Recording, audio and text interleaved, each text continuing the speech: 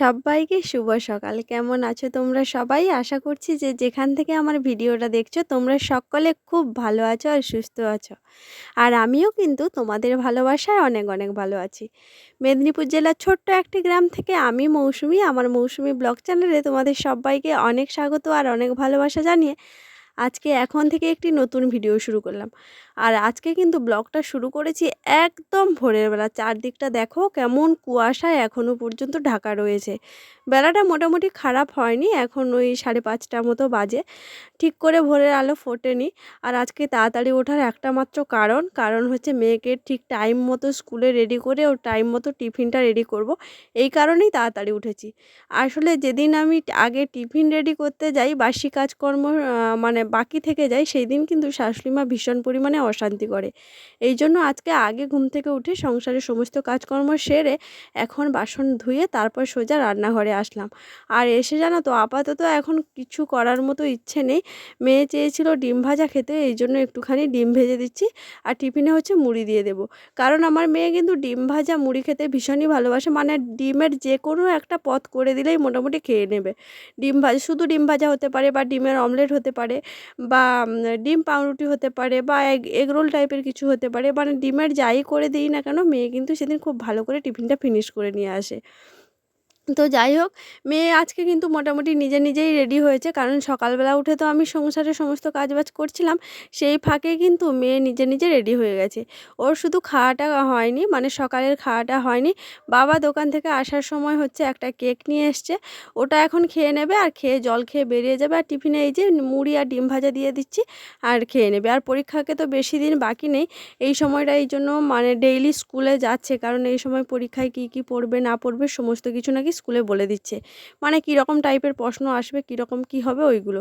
তো মেয়ের টিফিন এখন রেডি করে দিলাম। তারপরে এই যে জলের বোতল, তারপরে হচ্ছে টিফিনের কৌটো সমস্ত কিছু দিয়ে দিলাম। এবার হচ্ছে ওর সাইকেলটা বার করে দেবো। পরশুদিনকে যখন ব্ল্যাঙ্কেট বার করছিলাম তখন জানো তো, পরশুদিন নয় মানে গত কয়েকদিন আগে যখন ব্ল্যাঙ্কেট বার করছিলাম তখন কিন্তু মেয়ের এই টুপিটাও বার করেছি।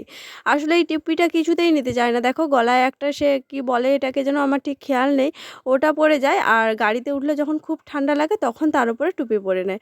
তো মেয়ে এখন স্কুলে বেরিয়ে গেল। আর স্কুলে বেরিয়ে যাওয়ার পর দেখো এখন আমি এই যে আমার জন্য হচ্ছে একটুখানি ভুসি ভেজাচ্ছি, আসলে বাবাকে দেবো আর আমি নিজে খাবো। ভুসি শরবতটা খেলে জানো তো ভীষণ ভালো হয়, শরীরের জন্য খুব উপকারও বলতে পারো। তবে কেবলমাত্র এই শরবতটা আমি আর বাবা খাই, তোমাদের দাদা একদমই খায় না। মেয়ে এখন মাঝে মধ্যে খেতে বায়না করে, মানে ওর মর্জি মতো, ও যদি মনে করে আজকে খাবে তো খাবে, আর যদি মনে করে না যে খাবোই না তাহলে যত যাই করি না কেন কিছুতেই খাবে না।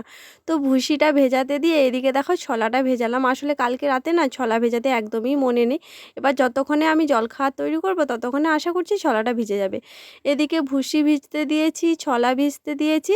আর ওদিকে দেখো কালকে রাতে যে বাবা সমস্ত ভুসিমাল বাজার নিয়ে এসেছিলো, মুগের ডাল ছিল, শুকনো লঙ্কা, জিরে, অনেক কিছুই ছিল, নুন, তারপর তেল, অনেক কিছুই ছিল, সেগুলো কিন্তু সব একে একে করে কৌটোতে ভরে নিচ্ছি। আসলে সোমবার তো রয়েছে সামনে, নিরামিষ রয়েছে, ওই দিন তো মুগের ডাল মাস্ট করা লাগে, ওই কারণেই মুগের ডালটার কথা বলে দিয়েছিলাম। তো ওইগুলো সব এখন কৌটোর মধ্যে ভরে নিচ্ছি। আর বাবা এখনও পর্যন্ত ব্রাশ করে বাড়ি আসেনি, বাবা ব্রাশ করে বাড়ি আসলে বাবাকে হচ্ছে শরবত দেবো আর আমি নিজে খেয়ে নেব। বাবাও সকালবেলা তো দোকান যাবে। আর এখন তোমাদের দাদাভাই হচ্ছে দোকান যাচ্ছে না, এখন কয়েকদিন বাড়িতেই থাকছে, কারণ আমাদের বাড়িতে হচ্ছে কাজ হচ্ছে, ওই কারণেই তোমাদের দাদা হচ্ছে এক টাইম করে দোকান যাচ্ছে। আর এখন কিন্তু তোমাদের দাদা ঘুমোচ্ছে, মানে ওর একদম ঘড়ি ধরা, সেই যে মানে 8টার সময়ও ঘুম থেকে উঠবে, সে উঠবেই, কিছু করার নেই।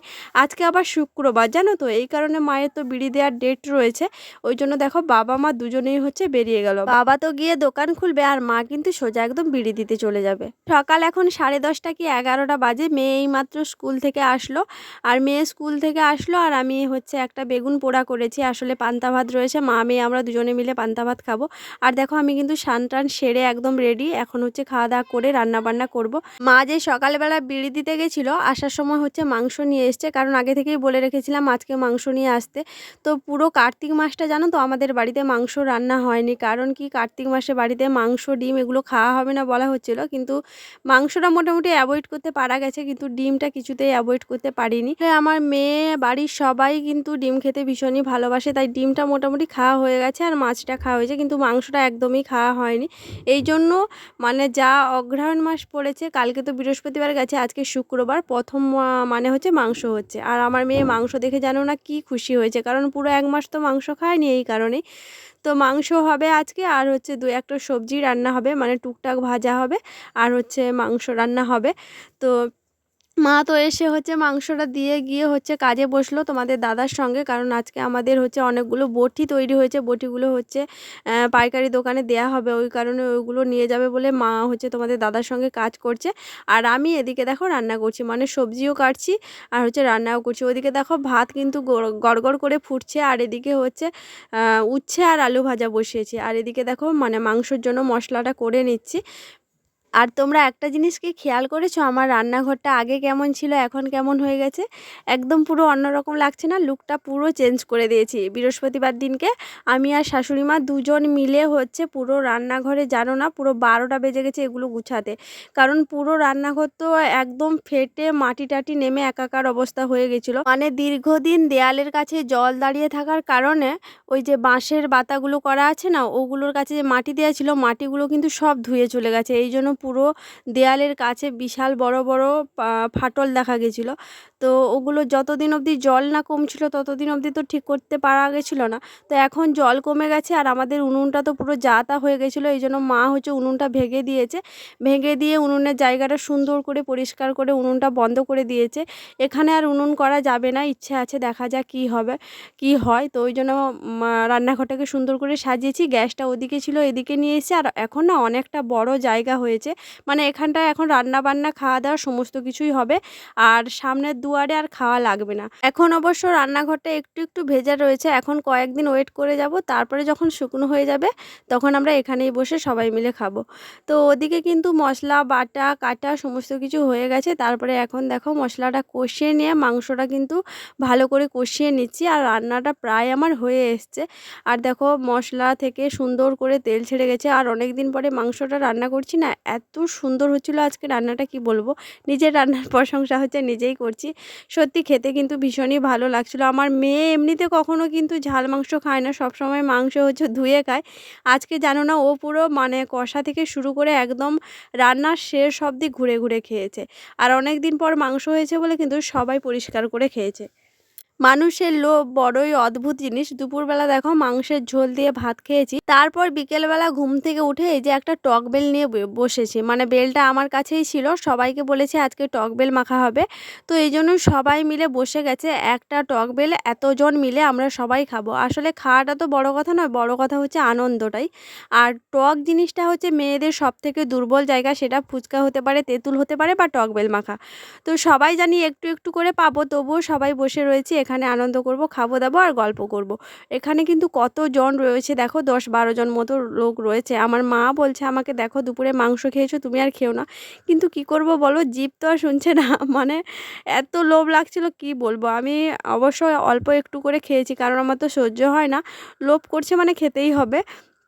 আর এখন দেখো ভয়েস দিচ্ছি যে আমার জিভে জল চলে আসছে, মানে এটা এমন একটা জিনিস, মানে দেখলেই নাম শুনলেই জিভে জল চলে আসে। আর বিকেলবেলাটা সবাই আমরা জানো তো এখানটায় বসে গল্প করি, অনেকটা সময় কাটাই, তো বিকেলবেলাটা আমাদের খুব ভালো যায়। সকালবেলাটা যে যার কাজে ব্যস্ত থাকে, কিন্তু বিকেলবেলাটাতে আমরা সবাই এক জায়গায় বসে একটুখানি গল্প করলাম, যে যার মতো কিন্তু এখানে কাজ করছে। দেখো ঠাকুমা বসে বিড়ি বাঁধছে, তারপরে আমার শাশুড়ি মা বিড়ি বাঁধছে, তারপরে কাকিমা, তারপরে আমার ননদরা বসে বসে হচ্ছে মানে পুঁতির কাজ করছে, মানে সবাই বসে বসে কাজও করছে আর গল্পও করছে। আর এখন মোটামুটি টক বেলটা মাখা হয়ে গেছে, আর সবাই এসে দেখো অলরেডি হাত মারতে শুরু করে দিয়েছে, মানে কারুর আর লোভ সামলাচ্ছে না মাখানো অবধি। তো যাই হোক চলো আমরা টক বেল মাখাটা খেতে থাকি আর তোমরা লোভ দিতে থাকো। তো ভিডিওটা আজকে এখানেই শেষ করব, আর বড় করব না। তোমরা সবাই ভালো থাকো, সুস্থ থাকো, সাবধানে থাকো। আর আজকের ব্লগটা তোমাদের কেমন লেগেছে অবশ্যই কিন্তু কমেন্ট করে জানিও। আর যদি ভালো লেগে থাকে লাইক, কমেন্ট, শেয়ার করে আমার চ্যানেলটিকে সাবস্ক্রাইব করে আমার পাশে থেকো। তো চলো দেখা হচ্ছে খুব শিগগিরই পরের একটা ব্লগে। সবাইকে আজকের মতো টাটা।